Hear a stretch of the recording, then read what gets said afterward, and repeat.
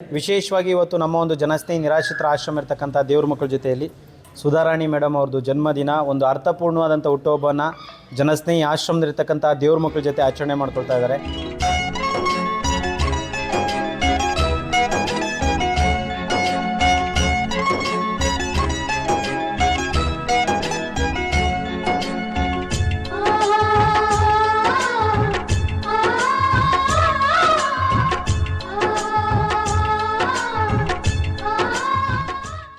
ಎಲ್ರಿಗೂ ನಮಸ್ಕಾರ.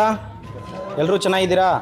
ವಿಶೇಷವಾಗಿ ಇವತ್ತು ನಮ್ಮ ಒಂದು ಜನಸ್ನೇಹಿ ನಿರಾಶ್ರಿತರ ಆಶ್ರಮ ಇರತಕ್ಕಂಥ ದೇವ್ರ ಮಕ್ಕಳ ಜೊತೆಯಲ್ಲಿ ಸುಧಾರಾಣಿ ಮೇಡಮ್ ಅವ್ರದ್ದು ಜನ್ಮದಿನ ಒಂದು ಅರ್ಥಪೂರ್ಣವಾದಂಥ ಹುಟ್ಟುಹಬ್ಬನ ಜನಸ್ನೇಹಿ ಆಶ್ರಮದಲ್ಲಿರ್ತಕ್ಕಂಥ ದೇವ್ರ ಮಕ್ಕಳ ಜೊತೆ ಆಚರಣೆ ಮಾಡ್ಕೊಳ್ತಾ ಇದ್ದಾರೆ. ದಯವಿಟ್ಟು ಜೋರಾಗಿ ಒಂದು ಸತಿ ಕ್ಲಾಸ್ ಮಾಡಿ.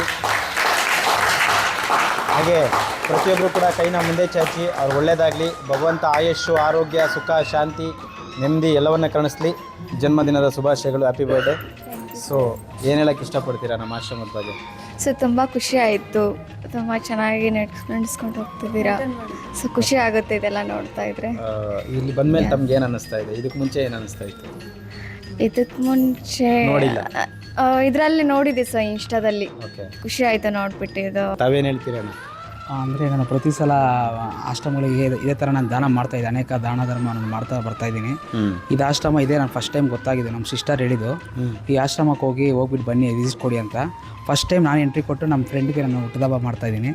ಅಂದರೆ ಅವ್ರು ನನಗೆ ಫೇವ್ರೇಟ್ ಪರ್ಸನ್. ಅಂದರೆ ನನಗೆ ಲೈಫ್ ನನಗೆ ಚೇಂಜ್ ಆಗಿರೋಕ್ಕೆ ನನಗೆ ಈ ಕಾರಣ, ಈ ಸ್ಟೇಜ್ಗೆ ಬಂದಿರೋಂಥ ಕಾರಣ ಅವರೇ. ಓಕೆ. ಸೊ ನನಗೆ ತುಂಬ ಖುಷಿ ಇದೆ, ತುಂಬ ಹೆಮ್ಮೆ ಇದೆ.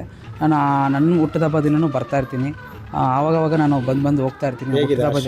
ಆಶ್ರಮ ಮತ್ತು ಬೊಂಬಾಟಾಗಿದೆ, ಖುಷಿ ಆಯ್ತು ನನಗಂತೂ. ನನಗೆ ಅಂದರೆ ಇದನ್ನ ಈ ಥರ ಎಲ್ಲ ನೋಡಿಲ್ಲ. ಸುಮಾರು ಆಶ್ರಮಗಳು ಮಾಡಿದ್ದೀನಿ, ಅನಾಥಾಶ್ರಮ, ವೃದ್ಧಾಶ್ರಮಗಳಿಗೆ.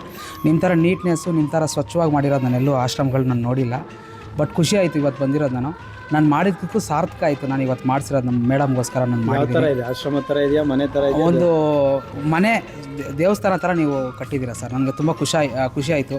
ಅಂದರೆ ನಮಗೆ ನಿಮ್ಮ ನೋಡಿ ನನಗೆ ತುಂಬ ಈ ಥರ ಎಲ್ಲ ಮಾಡಿದಿರಲ್ಲ, ನನಗೆ ತುಂಬ ಹೆಮ್ಮೆ ಇದೆ ನಿಮ್ಮ ಮೇಲೆ. ತುಂಬ ಜನ ಹೇಳ್ತಾರೆ ಆಶ್ರಮಗಳಂದರೆ ಫೇಕು, ಏನು ಇರಲ್ಲ, ಸುಮ್ಮನೆ ಬಿಲ್ಡಪ್. ಅದು ಕೆಲವರು ಮಾಡ್ತಾರೆ ಸರ್. ಅದು ನಾನು ಸುಳ್ಳು ಹೇಳ್ಬಾರ್ದು, ಕೆಲವ್ರು ಮಾಡ್ತಾರೆ. ನಾನು ಯಾಕಂದರೆ ಅದೇ ಫೀಲ್ಡಲ್ಲಿ ನಾನು ದಾನ ಧರ್ಮ ಮಾಡ್ಕೊಂಡೇ ಬಂದಿರೋರು. ನಾನು 20 ವರ್ಷದಿಂದ, ಈಗ ನನಗೆ 24 ವರ್ಷ ಆಗಿದೆ.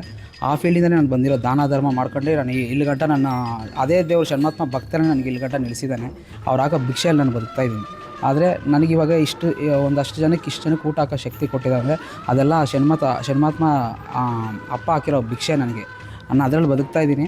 ಇನ್ನೂ ಉನ್ನತ ಸ್ಥಾನಕ್ಕೆ ಬೆಳೆದು ಇನ್ನೂ ಒಂದು ನನ್ನ ಹುಟ್ಟುಹಬ್ಬ ದಿನ ಬಂದು ನಾನು ಇಷ್ಟು ಜನಕ್ಕೆ ಇನ್ನೂ ಒಳ್ಳೆ ಊಟ ಮಾಡಿಸಿ ಇದು ಮಾಡೋಣ ಅಂತ ನಾನು ಹಾರೈಸ್ತೀನಿ. ಇವತ್ತು ನಾನು ಮಾಡಿಸಿರೋದು ಕಾರಣ ಏನಂದರೆ, ನನ್ನ ಜರ್ನಿಯಲ್ಲಿ ಅವ್ರು ಬಂದು ಒಂದು ಪಾರ್ಟ್ ಬಂದು ನನ್ನ ಫ್ರೆಂಡ್ ಆಗಬೇಕು. ಅವರು ಆರ್ಟಿಸ್ಟ್. ಅವರು ಆ್ಯಕ್ಚುಲಿ ಹೇಳ್ಬೇಕಂದ್ರೆ ಮೂವಿಗೆ ಹೀರೋಯಿನ್ನು ಸೈಡ್ ರೋಲೆಲ್ಲ ಮಾಡೋರು. ನಾವು ಆರ್ಟಿಸ್ಟ್ ಕೋರ್ಡಿನೇಟ್ರು, ನಮ್ಮ ಹತ್ರ ಕೆಲಸ ಮಾಡೋರು. ಪಾಪ ಅವರು ಅವ್ರಿಗೆ ಒಳ್ಳೆಯದಾಗಲಿ, ಇಷ್ಟು ಜನ ಎಲ್ಲ ಒಂದು ಆಶ್ರಮದಲ್ಲೆಲ್ಲ ಆಶೀರ್ವಾದ ಮಾಡಿ ಅಂತ ನಾನು ಹಾರೈಸ್ತೀನಿ. Thank you. ಜೋರಾಗಿ ಒಂದು ಸತಿ ಕ್ಲಾಸ್ ಮಾಡಿ.